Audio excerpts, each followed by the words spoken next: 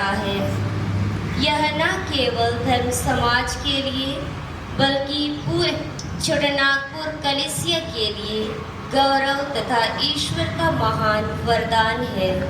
आज जब हम संत अन्ना तथा ईश सेविका माता मेरी बेरनादेत एवं उनकी 3 सहयोगी धर्म बहनों की समाधि स्थल पर एकत्रित हैं। संत अन्ना तो है कितना महान, कृपानम कितना प्यारा, ईश्वर का वरदान महान।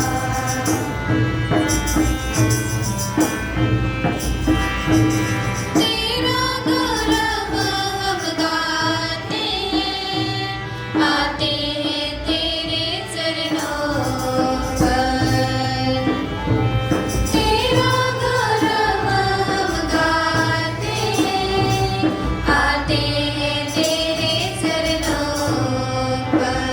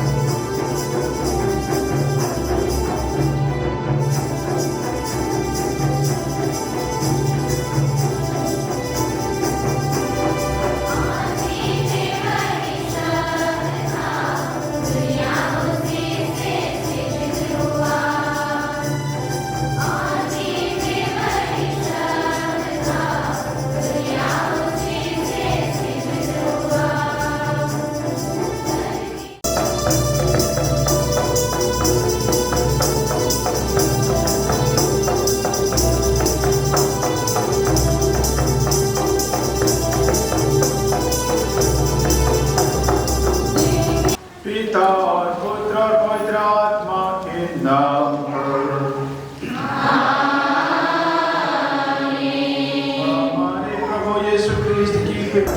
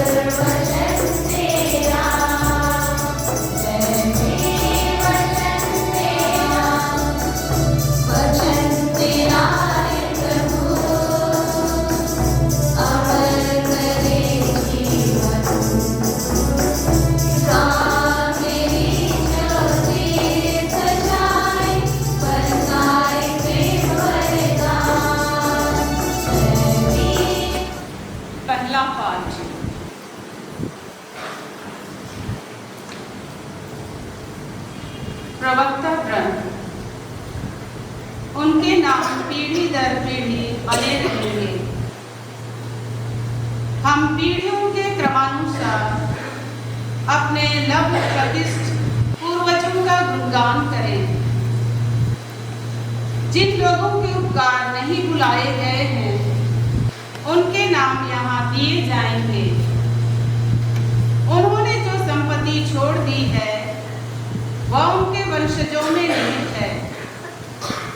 उनके वंशज आज्ञाओं का पालन करते हैं और इनके कारण इनके संतति भी। उनका वंश सदा बना रहेगा और उनकी कीर्ति कभी नहीं मिटेगी। उनके शरीर शांति में दफनाए गए और उनके नाम पीढ़ी दर पीढ़ी बने रहेंगे। लोग उसकी प्रजा की प्रशंसा करेंगे। सभाओं में उनका गुणगान किया जाएगा। यह प्रभु की वाणी।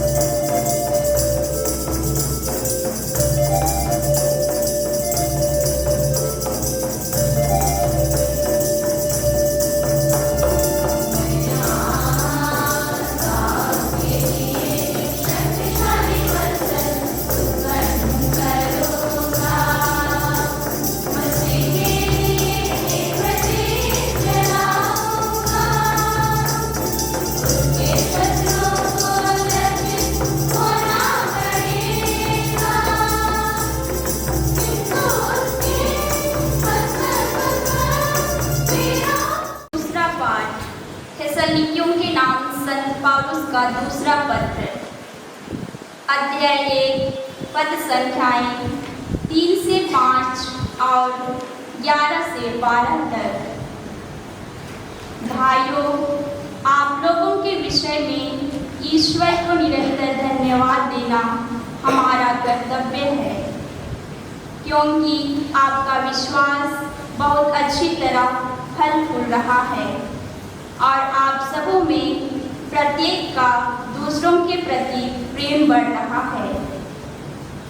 इसलिए हम ईश्वर की कलीसियाओं में आप लोगों पर गौरव करते हैं, क्योंकि आप धैर्य और विश्वास के साथ हर प्रकार का अत्याचार और कष्ट सहन करते हैं। इसके द्वारा ईश्वर का वह निर्णय न्यायोचित सिद्ध हो जाता है, जो आपको ईश्वर के राज्य के योग्य समझेगा, जिसके लिए आप अब दुख भोगते हैं। हम निरंतर आप लोगों के लिए यह प्रार्थना करते हैं कि ईश्वर आपको अपने बुलावे के योग्य बनाए और आपकी प्रत्येक सदिच्छा तथा विश्वास से किया हुआ आपका प्रत्येक कार्य अपने सामर्थ्य से पूर्णता तक पहुंचा दे। इस प्रकार हमारे ईश्वर की और प्रभु ईसा मसीह की कृपा के द्वारा हमारे प्रभु ईसा मसीह का नाम आप में गौरवान्वित होगा और आप लोग भी उनमें गौरवान्वित होंगे। प्रभु की वाणी। प्रभु आप लोगों के साथ हो।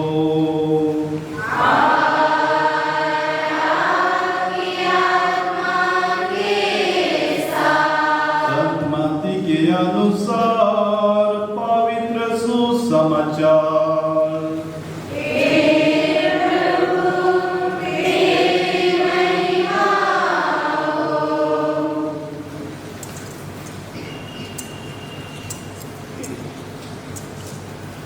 जो बातें देख रहे हो उन्हें कितने ही नबी और धर्मात्मा देखना चाहते थे।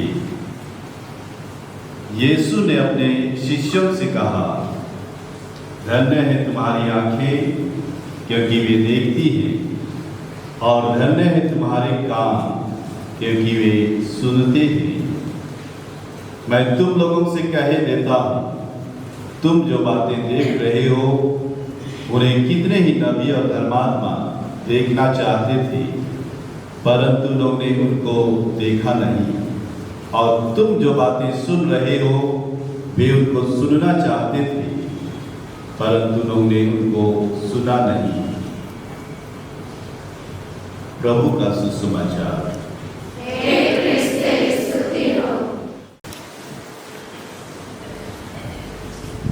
मेरे प्यारे फादर भाईगण, सदैव सिस्टरगण और बच्चों, आज का ये दिन संत जोकिम और अन्ना की यादगारी का दिन है। और ये दोनों हमारे लिए चिरस्मरणीय इसलिए हो गए क्योंकि उनकी पुत्री मरियम ने हमारे प्रभु यीशु क्रिस्त को जन्म दिया। ये जो 3 पीढ़ी की याद करते हैं, यीशु, उसकी माँ मरियम और मरियम के माता पिता जोकिम और अन्ना, ये बहुत अच्छा मौका है हम लोगों के लिए अपने संत अन्ना समाज में भी ये जो अलग अलग पीढ़ियाँ 128 वर्ष में बनी, इनका आपसी संबंध और एक तरह से जो आदर्श शुरू से इस समाज के लिए बना, वह आदर्श किस तरह आज फलीभूत हो रहा है और मजबूती से आगे बढ़ रहा है, इसका अवलोकन करने का और इन सभी पीढ़ियों में जो धीरे धीरे शुरू का विश्वास, शुरू की आस्था और शुरू की आशा इस तरह से इतने वर्षों में फल का रूप लेने लगा, ये सब देखने का भी सुंदर मौका है।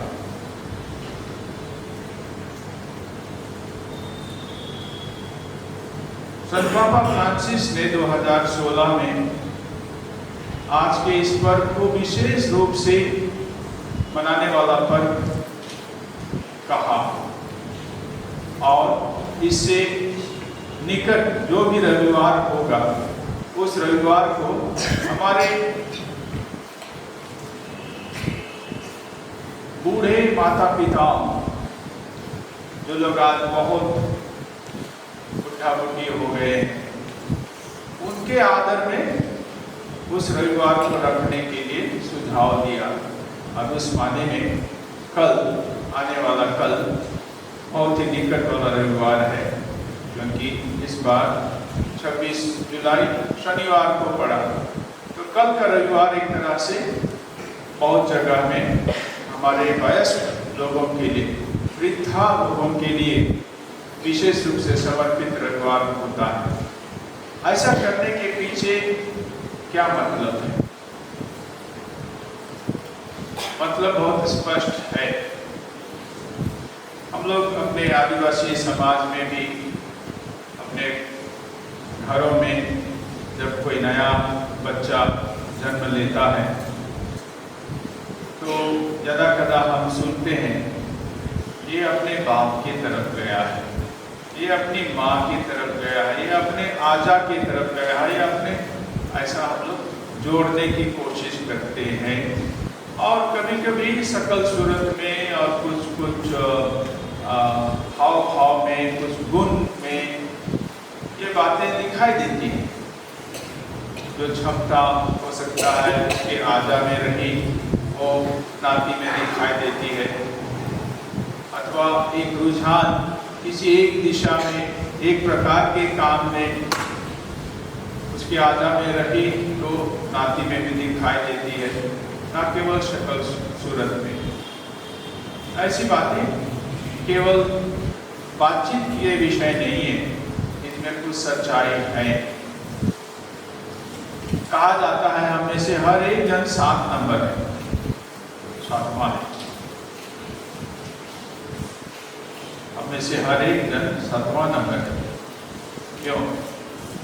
क्योंकि मैं जन्मा मेरे माता पिता से और मेरी माँ जन्मी अपने माता पिता से, मेरा पिता जन्मा अपने माता पिता से।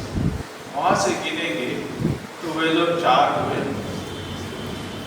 मेरे माता पिता के अपने अपने माता पिता 4 हुए, मेरे माता पिता 2 हुए, 4 और 2 6 हुए और मैं 7। इसलिए हम सभी का नंबर 7 है। हम सभी का नंबर 7 है और यहूदियों के समझने में 7 नंबर बहुत अच्छा नंबर होता है। 7 नंबर परिपूर्णता का चिन्ह होता है और यही बात हर संतान में पूरी होती है। यानी 7वें नंबर व्यक्ति में उसकी माँ का भी गुण होगा, उसके पिता का भी गुण होगा और उसकी माता के माता पिता का भी कुछ गुण होगा, उसके पिता के माता पिता का भी कुछ गुण होगा। और इसीलिए ऐसे ही नहीं आए हैं हम लोगों में अपने आजा आजी दोनों तरफ, आजा आजी और नाना नानी, उनका गुण, उनका कुछ आशीर्वाद, उनका कुछ हिस्सा हमारे अपने माता पिता के माध्यम से हमें मिला है, हमें मिला है। यही बात यीशु में भी पूरी होती है मानवीय दृष्टिकोण से देखा जाए। यीशु में जो गुण पुण्य दिखाई देते हैं उनमें अवश्य ही माँ मरियम के कुछ गुण झलकते हैं और माँ मरियम के गुण आते हैं तो उसके अपने माता पिता अन्ना और जोखिम से। यूँ तो बाइबल में अन्ना जोखिम का नाम चर्चित नहीं है, उसका विवरण नहीं है, फिर भी इन दोनों का पर्व बहुत लंबे समय से मनाया जा रहा है हमारी कलीसिया में। ऐसे कई और पर्व हैं, ऐसे स्मरण दिवस हैं जिनके पीछे बाइबल आधार नहीं है, विशेष करके बाइबल के वे ग्रंथ जिनको मान्यता दी गई है, बल्कि इनका स्रोत होता है जो मान्यता प्राप्त ग्रंथों से बाहर है। अंग्रेजी में कहा जाता है अपोक्रिफा, हिंदी अनुवाद मुझे नहीं आता है इसका, अपोक्रिफा।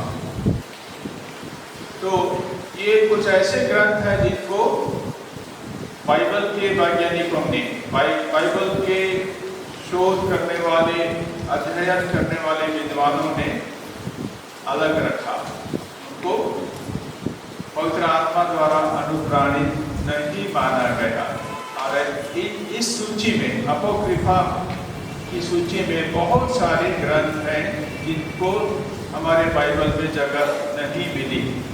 इन्हीं में से कुछ ग्रंथ ऐसे रहे जहाँ माँ मरियम के माता पिता जोखिम और अन्ना की चर्चा है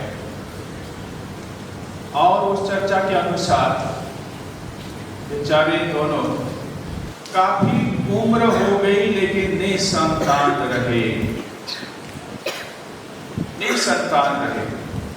जैसे यूहन्ना बपतिस्ता के माता पिता जकरियस और एलिजाबेथ के बारे में हम लोग बाइबल में पढ़ते हैं, सुसमाचार में पढ़ते हैं। कुछ उसी प्रकार की बात मरियम के अपने माता पिता के बारे में भी बताई जाती है उस अपोक्रिफा वाले ग्रंथ में कि इन दोनों की उम्र काफी ढल गई थी और वे निसंतान थे। और इसको लेकर के मरियम का जो पिता था जोकिम, वास्तव में वह एक पुरोहित था।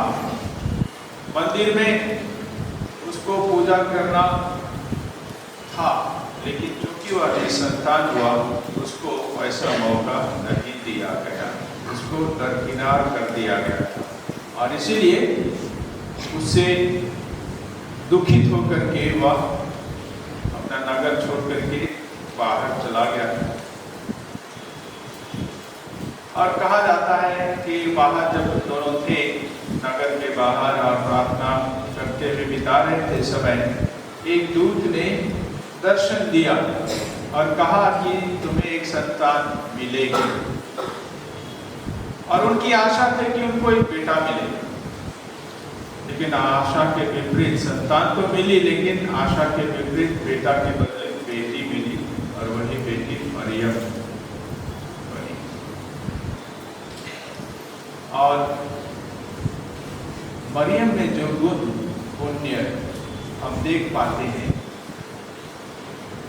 इनकी जड़ें अवश्य ही उसके माता पिता जोकिम और अन्ना ने रही होंगी। उसी के बदौलत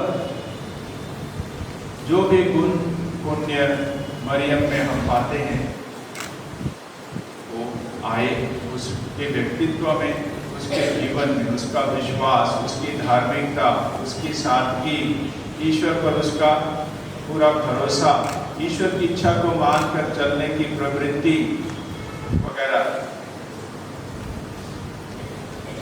तो ये सच्चाई कि मरियम में ये सब गुण पुण्य है, हम लोगों को अवश्य विश्वास कराता है कि जोकिम और अन्ना में भी ये गुण रहे होंगे।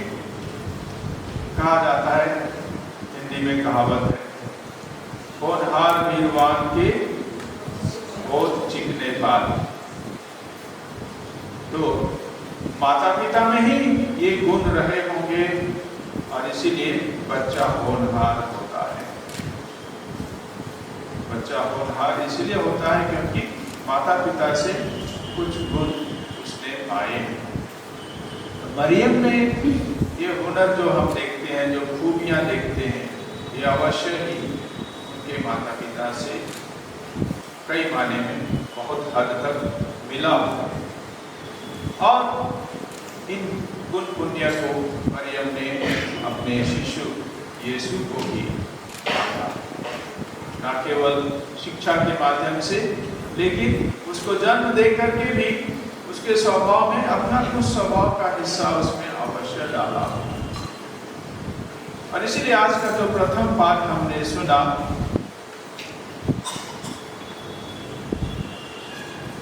प्रवक्ता ग्रंथ से अध्याय 44 पद संख्या 1 और 10 से 15, ये अभी अभी मरे हुए अधेड़ व्यक्ति के बारे में एक छोटी सी रचना के रूप में प्रस्तुत है। और जो व्यक्ति अभी अभी जिसको दफना दिए हैं, उनका गुणगान हो रहा है। उसने क्या क्या अच्छा काम किया, किस तरह का जीवन बिताया, सुंदर जीवन, ये सब वहाँ चर्चित है। और इसीलिए पूर्वजों का गुणगान हो रहा है, उनका किया हुआ काम, उनका किया हुआ उपकार, ये सब याद किए जा रहे हैं। और एक वाक्य हमने उसमें सुना, उन्होंने जो संपत्ति छोड़ दी है वह उनके वंशजों में निहित है। ये संपत्ति धन संपत्ति से भी ज्यादा ये हुनर जो होती है, खूबियां जो होती है, विश्वास जो होता है, धार्मिकता जो होती है, व्यक्तित्व जो होता है, ईश्वर के प्रति जो विश्वास और भय रहता है, ये सब वो संपत्ति है। वो संपत्ति है जो पूर्वजों से मिली हुई संपत्ति हमारे पक्ष में है। तो उस माने में हम लोग अपने सनातन धर्म समाज को भी ले सकते हैं। आज के समय में जब 128 वर्ष पूरे हो गए धर्म समाज के, हम लोग माता बरनाडेथ और उनके समय की सभी सिस्टरों को, उनके बाद आने वाली सिस्टरों को जो आज नहीं हैं, जो स्वर्गवास हो चुकी हैं, उन सबको हम लोग अपना पूर्वज मान सकते हैं। और उनकी संपत्ति आज यहाँ इस वंश में है, इस सनातन समाज में है। कैसी संपत्ति? ये घर, ये विशाल मकान नहीं, ये धन संपत्ति जो बाहरी रूप में दिखाई देती है वो नहीं, लेकिन उनका विश्वास, उनकी धार्मिकता, उनका मिशन, उनका उद्देश्य और उनके द्वारा छोड़ी गई ये जो धरोहर, ये जो सनातन की पुत्रियों का समाज, ये अपने आप में इसी बात को ही दर्शाता है कि हमने जो पाया, आप सिस्टरों ने जो पाया, माता बरनाडेथ के समय के सिस्टरों से लेकर के बाद में आने वाली पीढ़ियां जो आज स्वर्गवास हो चुकी हैं, उनके माध्यम से आप तक जो पहुंची हुई आस्था है, आशा है, विश्वास है, मिशन है, ये सब धरोहर है। और इनको बनाए रखना, इनको कायम रखना और इसको चरितार्थ करना, ये आज के पीढ़ी की जिम्मेदारी है, आपकी जिम्मेदारी है। ये सोचने की बात है कि माता बरनाडेथ का शुरुआती जीवन कैथोलिक नहीं था। वो एक दूसरी कलीसिया से आई थी और उस कलीसिया में माँ मरियम के लिए जगह नहीं थी, माँ मरियम की भक्ति नहीं थी, माँ मरियम का ज्ञान नहीं था, माँ मरियम का परिचय नहीं था। लेकिन जैसे जैसे सयानी होती गई माता बरनाडेथ और विवेकपूर्ण बनती गई, तो उसके मन में जिज्ञासा हुई और उसने माँ मरियम के बारे में जाना। ऐसा जाना कि माँ मरियम के प्रति उसके दिल में भी भक्ति जगी। और ये कोई अनहोनी बात नहीं है कि उन्होंने धर्म समाज खोलने की जो प्रेरणा मिली तो उसका नाम सनातन नहीं रखा, बल्कि उसने रखा सनातन की पुत्रियां।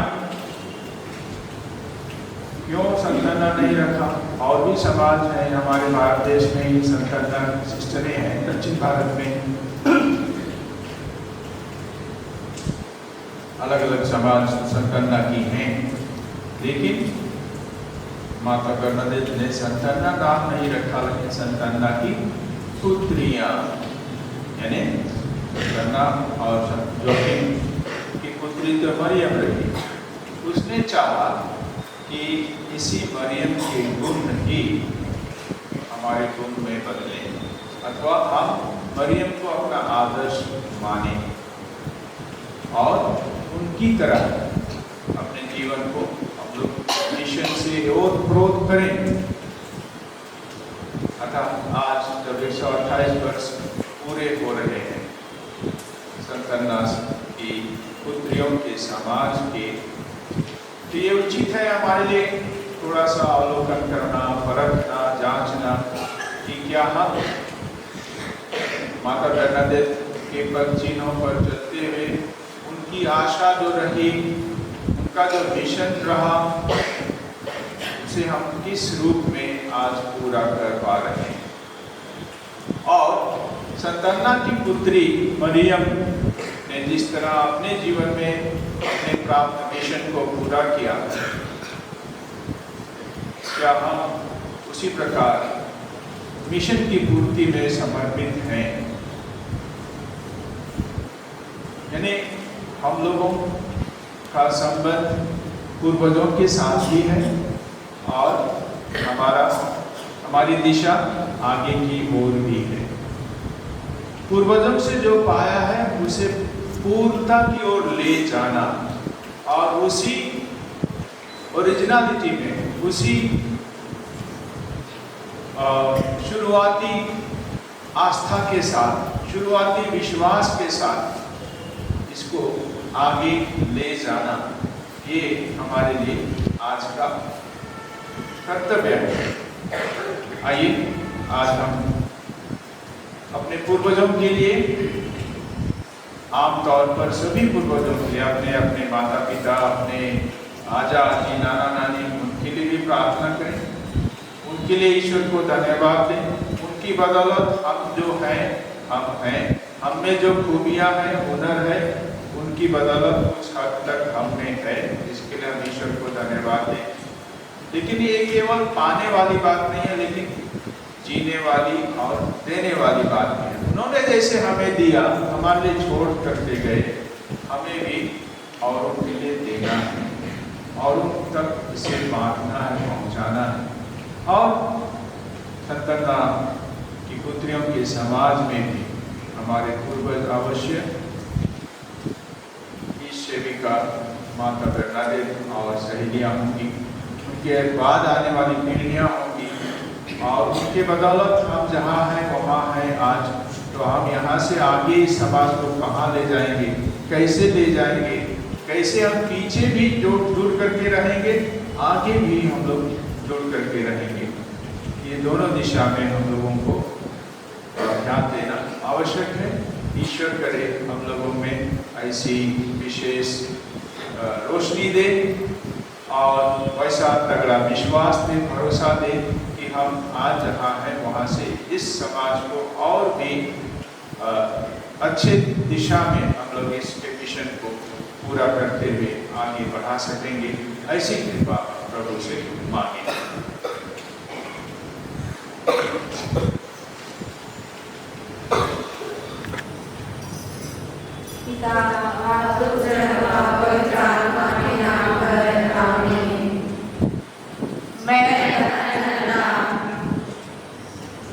शुद्धता, निर्धनता और आज्ञा पालन के व्रतों को, जिनके द्वारा मैंने अपने को संतना की पुत्रियों के धर्म संघ में ईश्वर को अर्पित किया है, आज फिर सारे दिल से सुदृढ़ करके, पुष्ट करके और ईश्वर को समर्पित करती हूँ।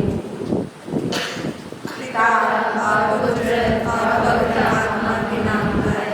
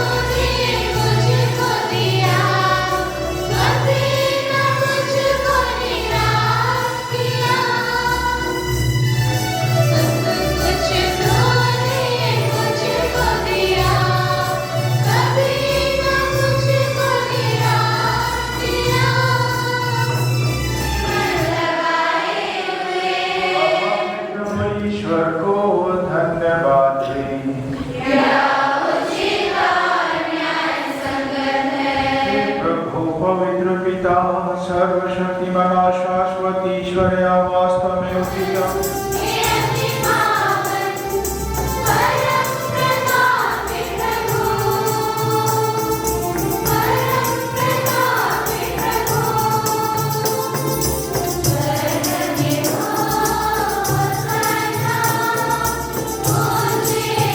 Amen.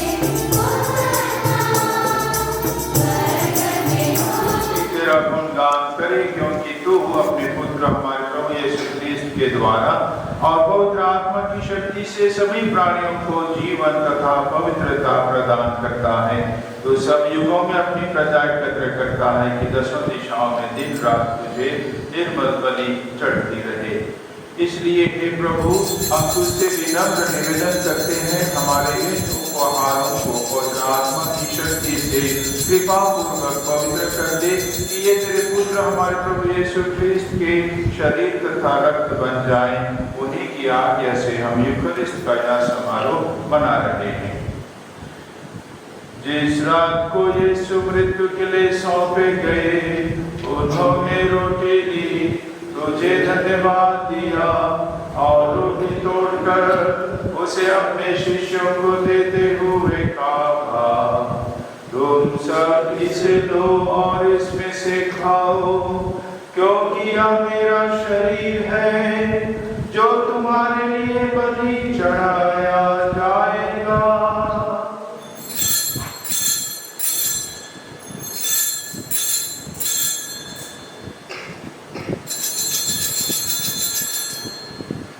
इसी भांति भोजन के बाद उन्होंने कटोरा लिया, तुझे धन्यवाद दिया और उसे अपने शिष्यों को देते हुए कहा, तुम सब इसे लो और इसमें से पियो, क्योंकि यह मेरे रक्त का कटोरा है, नवीन और अनंत स्थान का रक्त, जो तुम्हारे और बहुतों के पापों की क्षमा के लिए बहाया जाएगा। तुम मेरी स्मृतियां किया करो।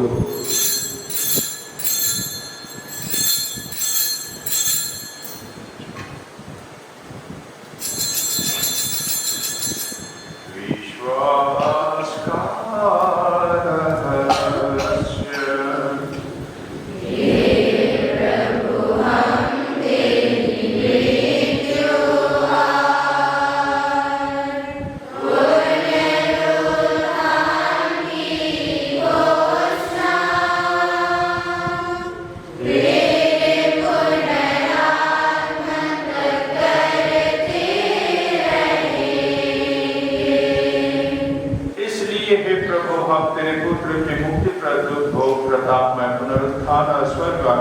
स्मरण करते हैं तथा उनके पुनरागमन की बात जोड़ते हुए धन्यवाद स्वरूप तुझे यह जीवन का पवित्र बलि चढ़ाते हैं। अपनी कलीसिया की भेंट पर कृपा दृष्टि डाल और यह बलिदान स्वीकार कर, जिसका अर्पण से प्रभु ख्रिस्त के द्वारा एक के साथ और हे सर्वशक्तिमान पिता ईश्वर, पवित्र आत्मा के साथ सारा गौरव तथा सम्मान युगानुयुग तेरा ही है।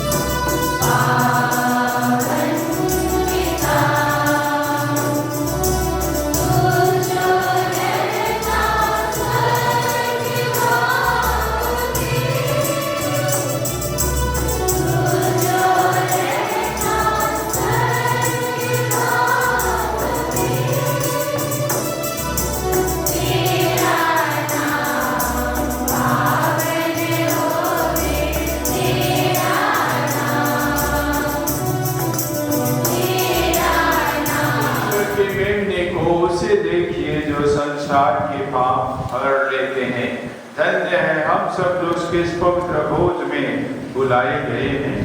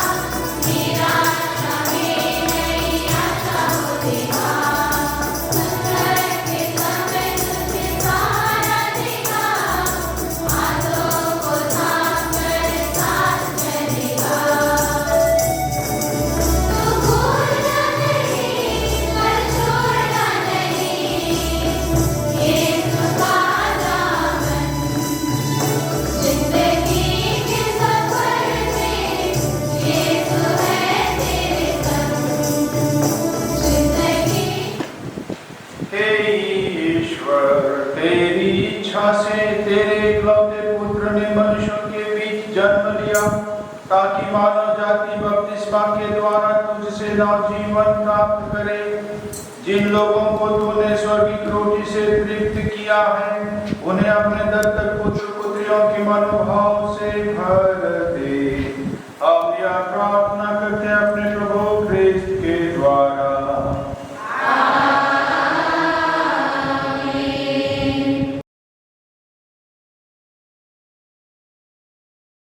दिवस पर समारोही आशीर्वाद ग्रहण करने के लिए अपना सिर झुकाएं और हर एक आशीष की प्रार्थना के बाद आपका जवाब होगा आमीन।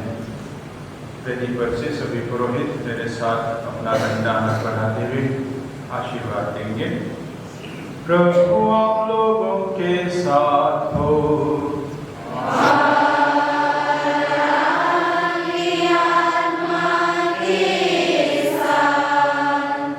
सर्वशक्तिमान ईश्वर आप लोगों को आशीर्वाद प्रदान करे और आप लोगों में मुक्तिदायी प्रज्ञा उत्पन्न करे। आप लोगों को विश्वास के अनुसार जीने की कृपा और धार्मिक कार्यों में उत्साही बने रहने का बल प्रदान करे। ईश्वर आप लोगों के कदम अपनी ओर अग्रसर करे और आप लोगों को शांति तथा प्रेम के मार्ग पर ले चले। शक्तिमान ईश्वर पिता और पुत्र आत्मा का आशीर्वाद आप लोगों पर उतरे और सदा बना रहे। क्योंकि वह भला है, उसकी सत्य प्रतिज्ञा अनंत काल तक बनी रहती है। स्तोत्र ग्रंथ 118 पद संख्या 1। सर्वप्रथम मैं उस असीम मेहरबान ईश्वर का धन्यवाद करती हूँ जिन्होंने हमारे संत अन्ना धर्म संघ पर प्रारंभ से आज तक अपनी महती दया, कृपा और आशीष बरसाई है। आज हम धर्म समाज की स्थापना का 128वां वर्षगांठ मना रहे हैं और आज संत अन्ना और संत जोआकिम के स्पर्श दिवस पर इस सुंदर और महान दिन में समारोही ख्रिस्त याग के मुख्य अनुष्ठाता अति मान्यवर विंसेंट आयन महाधर्माध्यक्ष रामजी महाधर्म प्रांत, आपकी उपस्थिति हमारे लिए ईश्वरीय अनुग्रह एवं कृपाओं का छूट है। आज